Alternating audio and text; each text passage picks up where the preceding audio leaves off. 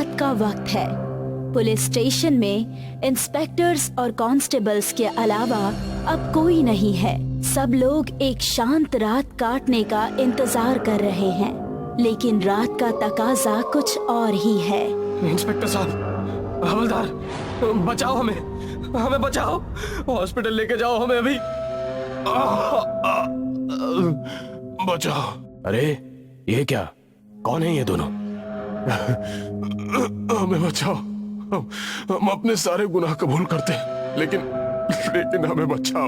Inspector और दूसरे police officer उनको देखकर हक्का बक्का रह जाते हैं। ऐसे तो सिर्फ फिल्मों में ही होता था कि गुनहगार खुद बोले कि मुझे जेल में डाल दो। इंस्पेक्टर ने बोला, क्या बकवास कर रहे हो? कौन हो तुम और तुम्हें हुआ क्या है? हवलदार, जल्दी से हॉस्पिटल फोन करो, जीप निकालो, बोलो कि हम आ रहे हैं। इंस्पेक्टर, हमें जेल में डाल दो, हम बेल पर छूट जाएंगे।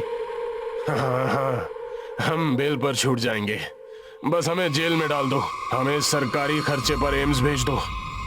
उन दोनों की बात सुनकर इंस्पेक्टर और हवलदार को कुछ सूझ नहीं रहा था।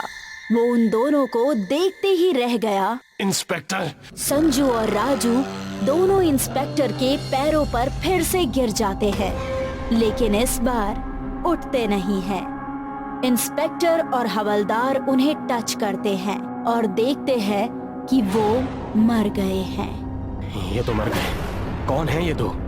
और इन्हें अगर कुछ तकलीफ थी तो अस्पताल क्यों नहीं ले गए? यहाँ क्यों आए?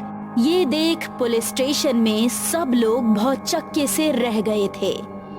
आखिर कोई खुद पुलिस स्टेशन में आकर अपना गुनाह क्यों कबूल करेगा? साहब, ये तो संजू और ये राजू लगता है। अभी 2 महीने पहले तो हमने इन्हें पकड़ा था, बेल पे थे दोनों, वो आर्मी ऑफिसर के घर की चोरी के मामले में। उसका प्रेशर तो मुझे आज भी याद है।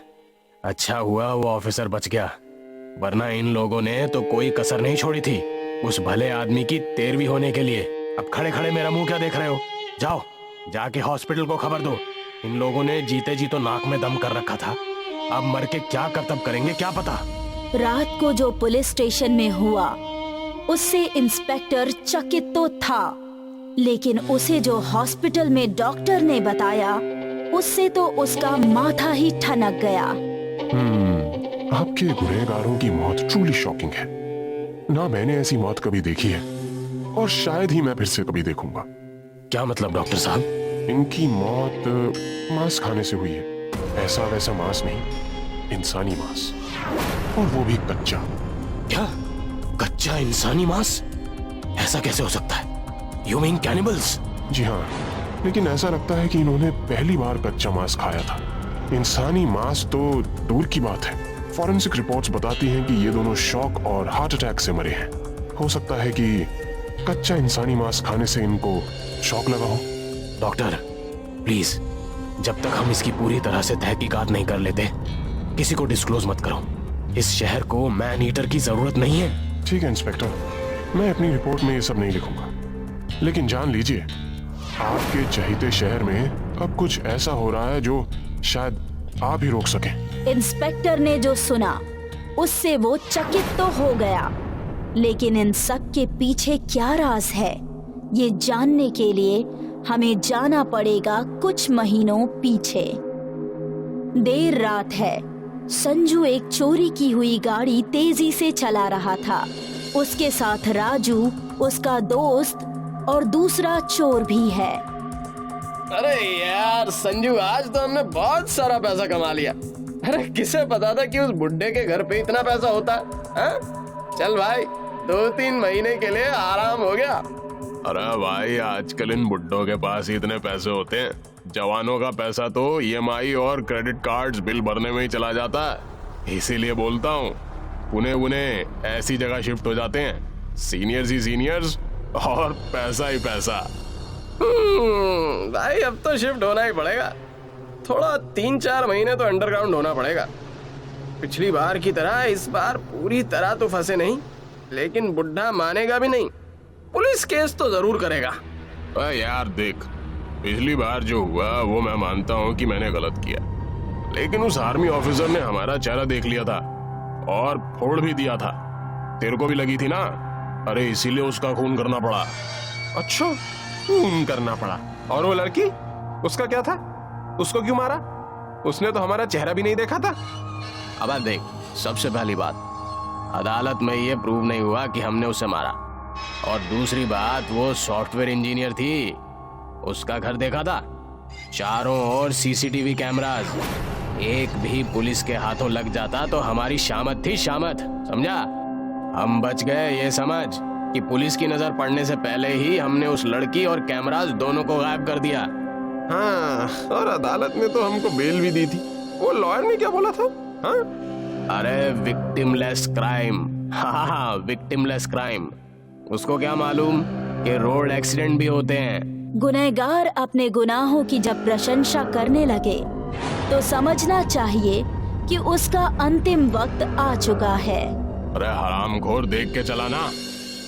अरे वो जवान लड़की को मार देने का मजा ही कुछ और था।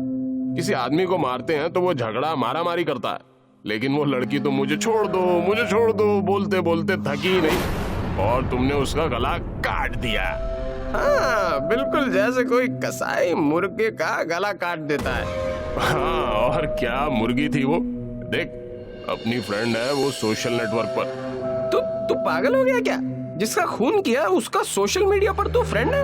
अरे केस तो चलता रहेगा, लॉयर को क्या मालूम कि सोशल मीडिया पर क्या चल रहा है। तू फोटो देख, फोटो क्या कड़क माल है, देख देख। अरे यार वो सब छोड़, अभी भूख लगी है, कहीं खाना खिला दे यार। अब तू बोल रहा है कि अंडरग्राउंड हो जाना पड़ेगा, तो क्या पता मुंबई का खाना कब नसीब हो। हाँ वो तो है भाई। चल, एक नया चाइनीज का ठेला खुला है, वहीं जाते हैं। अरे कल सुबह की टिकट खरीद कर गाँव चले जाएंगे। संजू और राजू को भूख तो लगी है, लेकिन उनको ये नहीं मालूम कि जो उनके साथ अब होने वाला है वो शायद हर गुनहगार को गुनाह करने के पहले 100 बार सोचने पर मजबूर कर दे। आओ साहब, आओ, चांदनी चाइनीज में आपका स्वागत है। बोलिए, क्या लाऊं मैं आपके लिए? नूडल्स, सेजवान कि चाउमीन? अरे राजू, नया चाइनीज का ठेला खुला था ये मालूम था, लेकिन इतना सुंदर है साला ये नहीं मालूम था। ए साहब, ठेला मत बोलो, दिखता नहीं है? यहाँ बैठने की जगह है और वहाँ लेटने की जगह है। ये ओपन एयर रेस्टोरेंट है चांदनी का, और बहुत जल्द 5 स्टार होटल भी खोलूंगी मैं। हाँ, खोल लेना, जरूर खोल लेना, लेकिन पहले आज हमें कुछ खिला तो दो। जरूर, आइए बैठिए ना। वो दो चोर आके बैठ जाते हैं और चारों ओर की चकाचौंध देखकर उनके मन में एक ही ख्याल आता है। अरे भाई, अभी खुला है और देख कितना आलीशान है। लगता है बहुत पैसा होगा इनके पास। लगती तो अकेली है, एक आध वेटर होगा और अंदर एक कुक होगा, और क्या 4 जन और हम माला माल। अरे वो सब बाद में देखते हैं, अभी बहुत भूख लगी है, पहले वो कर लेते हैं। हाँ?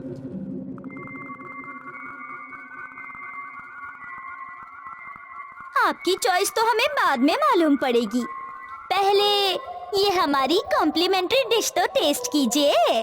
खाइए जनाब, ये है हमारा फेमस चाउमीन, और बताइए कि आपको कैसा लगा ये डिश। अरे ये क्या भद्दा टेस्ट है, ऐसे चाइनीज बनाता है कोई? छी, मुझे तो लगा ये बहुत अच्छा चाइनीज रेस्टोरेंट होगा। ये क्या बकवास टेस्ट है यार। माफ कीजिए साहब, शायद ये डिश किसी और के लिए बना था और आपने खा लिया। अरे ये क्या मजाक है?